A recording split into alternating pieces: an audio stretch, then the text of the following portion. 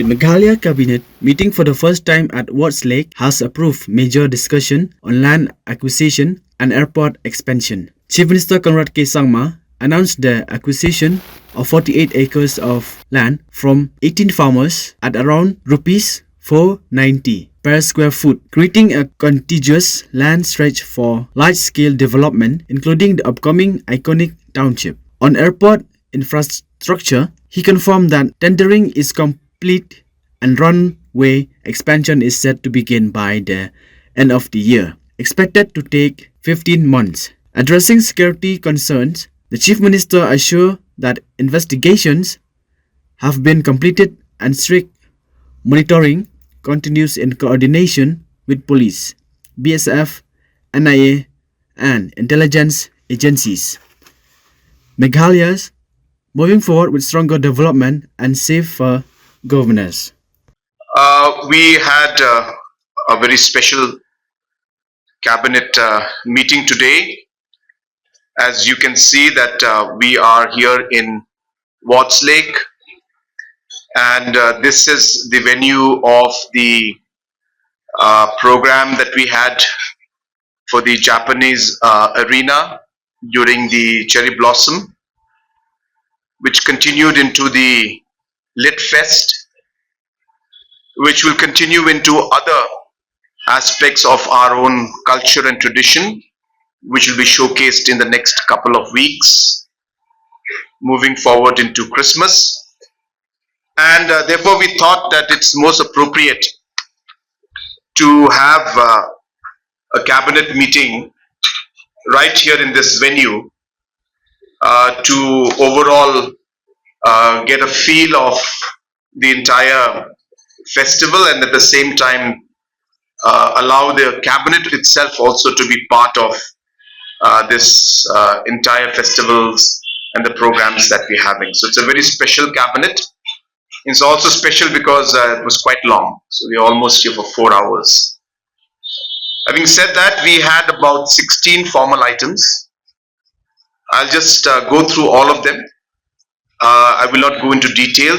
The first formal item which we took up today was the proposal for adopting the standard operating procedures in matters of using of beacons, flashers, sirens, tinted glasses, etc. in official vehicles.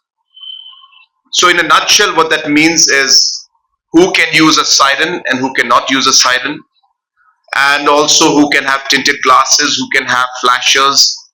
All of those aspects were discussed, and there is a strong feeling among the cabinet that there needs to be a mechanism that would control and limit the use of such kind of sirens, one we can hear right now, in the entire process.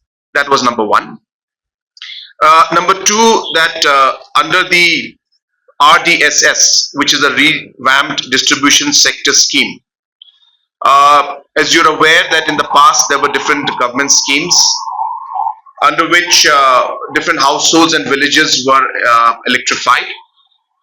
But all of this electrification and that happened was based on the certain list and census that was there, which was very old, 2011. And hence there was a need and there were a lot of houses and villages which were not included. So as per the list, of course, the villages were covered. But then the new villages which came out, the new houses that came out, some of them were left out.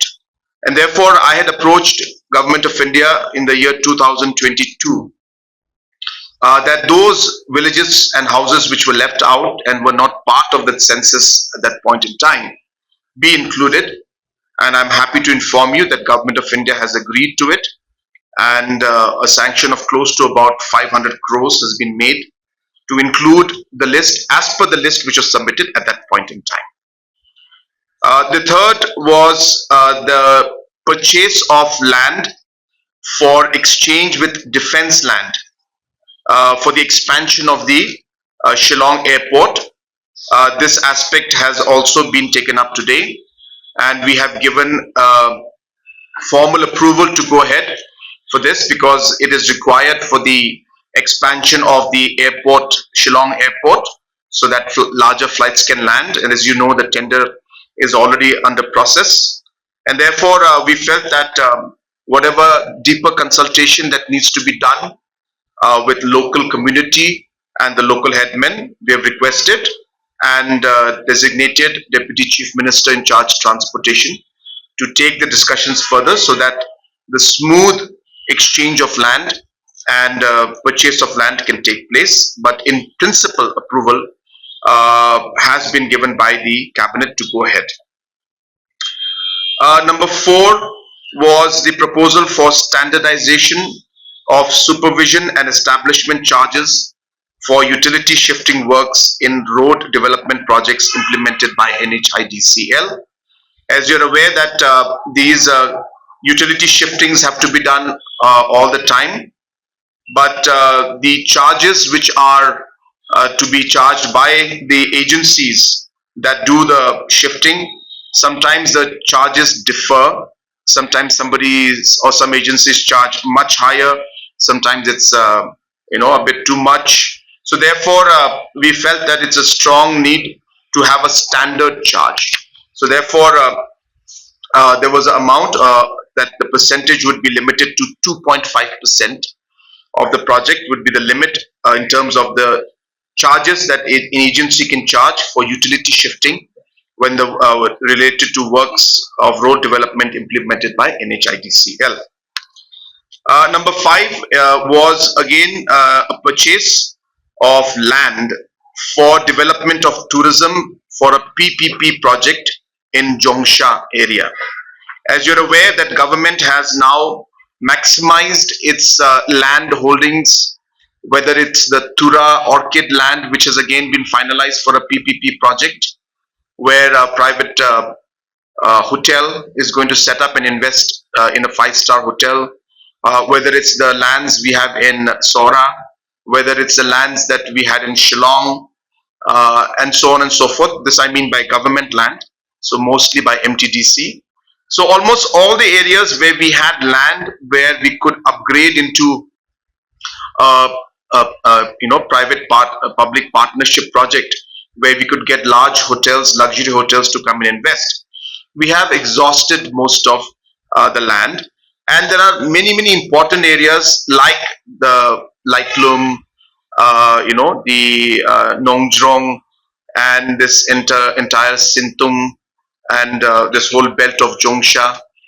This area is, of course, a very popular tourist destination, and we strongly felt that there was a need to have a good resort and a five-star hotel resort in that area, and hence there was a need for government to procure land, and this land has been purchased, and government has agreed, cabinet has agreed to go ahead. Proper procedures, of course, have been followed in every sense, where expression of interest were floated, people participated, a committee was set up, and based on that, discussions, negotiations, and final proposal was put in front of the cabinet, which was approved today.